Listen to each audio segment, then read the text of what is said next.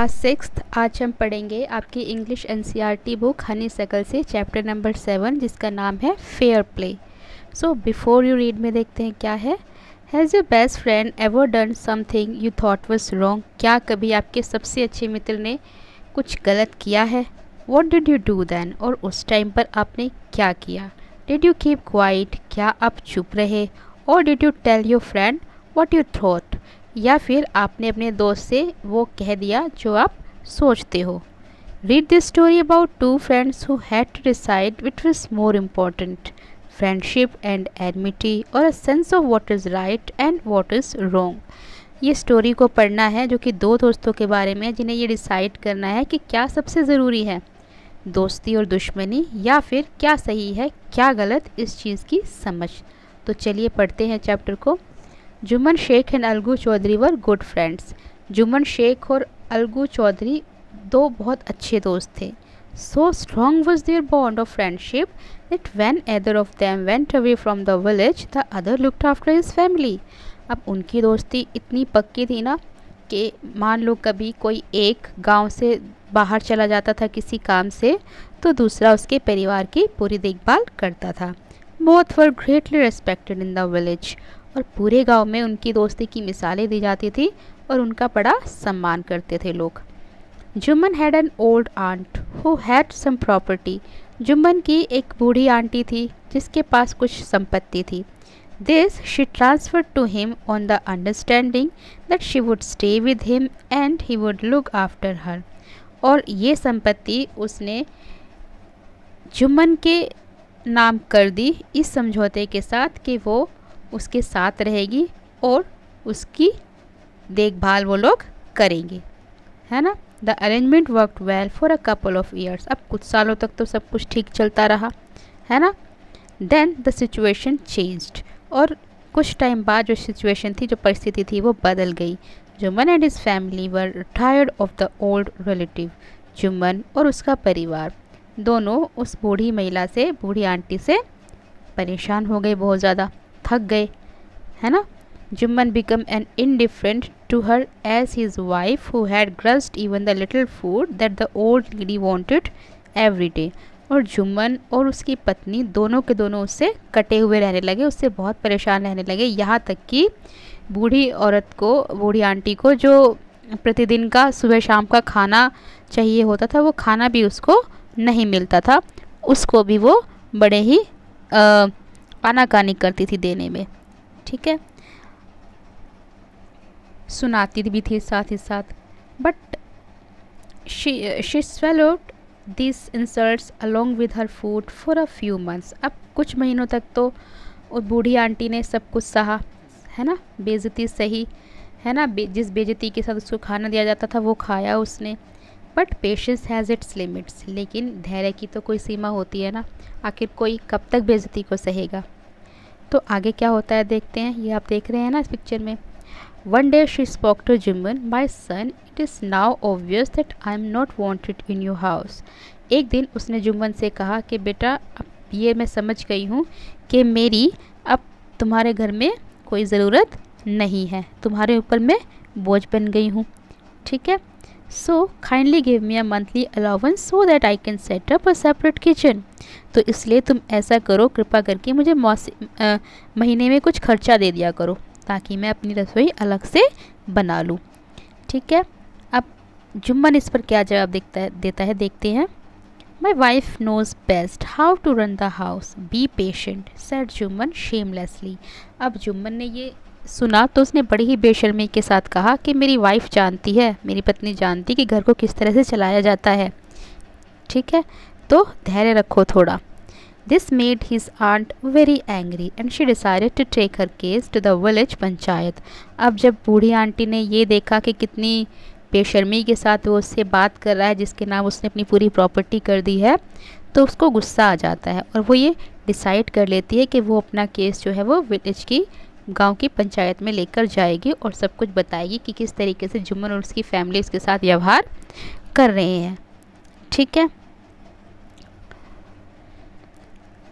For many days she The old lady was seen talking to the villagers, explaining her case and seeking their support. अब कुछ दिनों तक तो जो बूढ़ी महिला थी वो गांव वालों से बात करती, उनको बताती कि उसके साथ परिवार में क्या हो रहा है क्या नहीं, ठीक है, और उनकी सपोर्ट चाहती थी, है ना, कि सब लोग उसकी बात को सुने। ठीक है, तो आगे क्या होता है देखते हैं। Some sympathized with her, others laughed at her, and a few others advised her to make it up with her nephew and his wife. अब जब वो गांव वालों के सामने अपना दुखड़ा रोती थी तो कुछ लोग तो उसके साथ सहानुभूति दिखाते थे, है ना, और सोचते थे कि भाई इसके साथ कुछ न्याय होना चाहिए, जो भी कर रहे हैं घर वाले वो गलत कर रहे हैं, है ना, उसके सपोर्ट में होते थे कुछ लोग, और कुछ लोग उसका मजाक बनाते थे, पीछे से उसके ऊपर हंसते थे। ठीक है, और कुछ लोग उसको एडवाइस देते थे, सलाह देते थे कि तुम अपने भतीजे और उसकी पत्नी के साथ सुलह कर लो, ठीक है, उनके पास चले जाओ, उससे समझौता कर लो। ठीक है, अब आगे क्या होता है देखते हैं। At last she came to Algu Chaudhary and spoke to him. और अंत में जब उसकी बात किसी ने नहीं सुनी, कहीं से कोई सोल्यूशन नहीं मिला, तो वो अलगू चौधरी के पास गई। उसको पता था कि वो जुम्मन का अच्छा मित्र है, तो वो शायद उसको समझाएगा। तो क्या कहती है देखते हैं। यू नो चाची, Jumman is my best friend, how can I go against him. तो अलगू चौधरी जब उसकी बात को सुनता है तो कहता है कि चाची तुम तो जानती हो कि जुम्मन मेरा कितना अच्छा दोस्त है, तो मैं उसके खिलाफ़ कैसे जा सकता हूँ। Algu said, but is it right my son to keep mum and not say what you consider just and fair. तो अब जब ये बात सुनती है ना बूढ़ी आंटी, तो वो क्या कहती है कि क्या ये सही है कि सब कुछ जानते हुए भी तुम चुप बैठे रहो, है ना, सही बात को ना बोलो। ठीक है, तो हमें अपनी बात तो कहने का हक है, हमें कहना चाहिए। तो कुछ इस तरह की बातें उसके साथ होती है। आगे क्या होता है देखते हैं।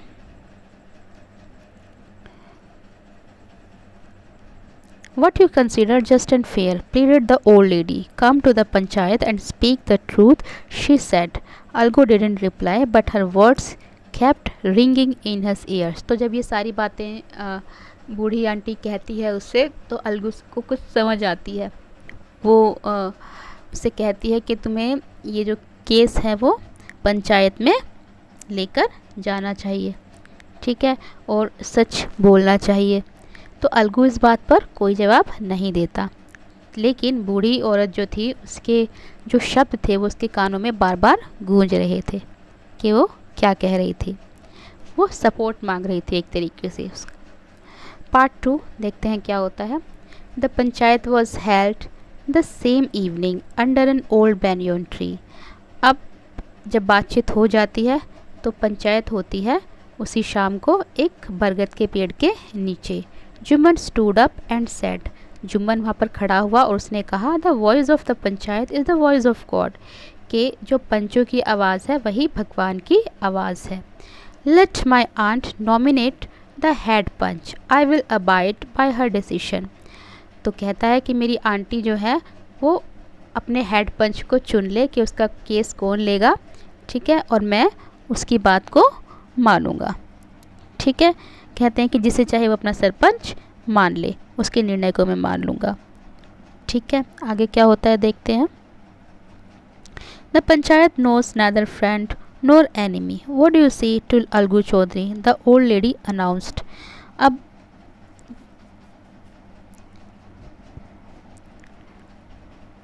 जो बूढ़ी महिला थी ना, उसने क्या किया, उसने अपना सरपंच किसको बनाया, अलगू चौधरी को बना दिया।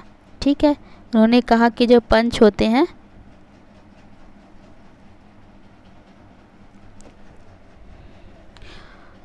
वो ना तो किसी के दोस्त होते हैं ना किसी के दुश्मन। ठीक है, और fine replied Jumman hiding his joy over this unexpected piece of luck.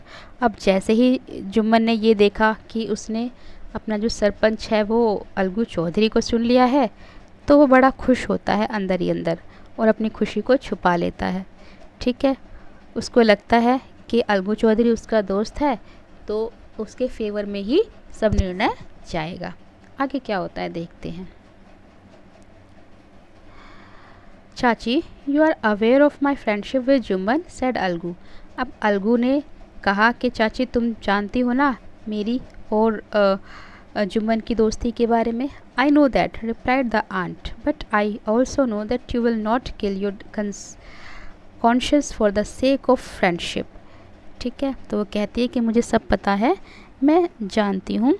ठीक है, और ये भी जानती हूँ कि तुम अपनी मित्रता के लिए, अपनी दोस्ती के लिए आत्मा को नहीं छोड़ोगे, उसका हनन नहीं करोगे। ठीक है,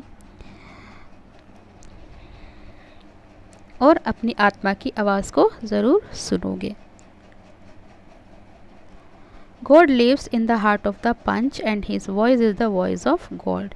के पंचों के दिल में ही भगवान रहते हैं और उनकी आवाज़ भगवान की आवाज़ एक तरीके से होती है। And the old lady explained her case, और इस तरह से जो बूढ़ी महिला है वो अपना केस जो है उसको एक्सप्लेन करने लगी। Jumman said, Algu, you and I are old friends, your aunt is as dear to me as you. तो जुम्मन अलगू से कहता है कि मैं और तुम, हम दोनों पुराने दोस्त हैं, तुम्हारी आंटी उतनी ही प्यारी है मुझे भी है जितनी कि तुम्हें है।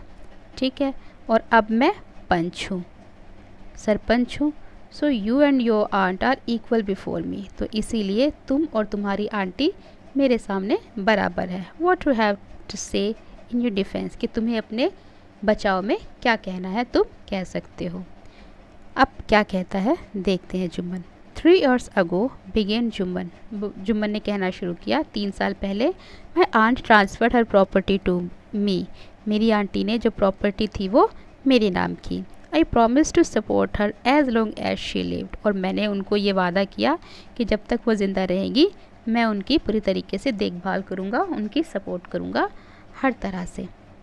ठीक है, I have done all I could, और मैंने वो सब कुछ किया जो मैं कर सकता था। There have been a couple of quarrels between my wife and her, but I can't stop it, और उसके कुछ टाइम बाद मेरी वाइफ और मेरी आंटी में झगड़े होने लगे जिनको कि मैं नहीं रोक पाया।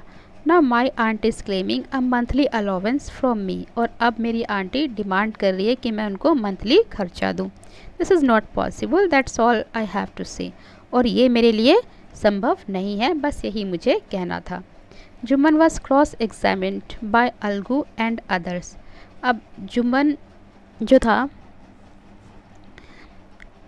उसको और जो जुम्मन की आंटी थी उन दोनों को ही मतलब सोचा गया उनके केस के बारे में कि कौन सही है और कौन गलत है।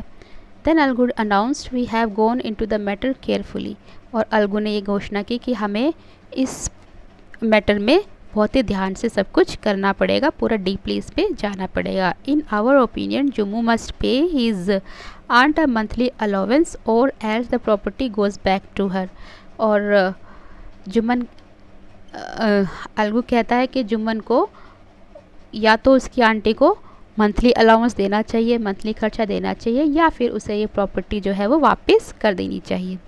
Now the two friends were seldom seen together, the bond of friendship between them was broken. अब जब जुम्मन के खिलाफ निर्णय गया है ना, ओल्ड आंटी के पक्ष में निर्णय गया, अलगू चौधरी को जो ठीक लगा वो उसने किया। ठीक है, तो इससे क्या हुआ, उन दोनों की जो दोस्ती थी ना उस टाइम से ही वो ख़त्म हो गई, और अब उन दोनों को साथ में बहुत कम, रेयरली ही हो गया था कि कभी देखा जाता हो। ठीक है, एक तरीके से उनकी फ्रेंडशिप जो थी वो टूट गई थी। In fact Jumman was Algu's enemy and wanted his revenge, और तो और जुम्मन जो था वो अलगू चौधरी का एक तरीके से दुश्मन बन गया था और उससे बदला लेना चाहता था। थर्ड पार्ट में देखते हैं क्या होता है।